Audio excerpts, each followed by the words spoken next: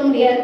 இன்னைக்கு என் குரலே இப்படிதான் சார். ஆனால் என்னால் பேச முடியல, கண்டினியூட்டாக பேச முடியல. இந்த இடத்துல ஒரு ட்ரைனஸ் ஒரு ஆள் போட்டு என்னை அமுக்கிற நிலைமையில தான் நான் இருக்கேன்.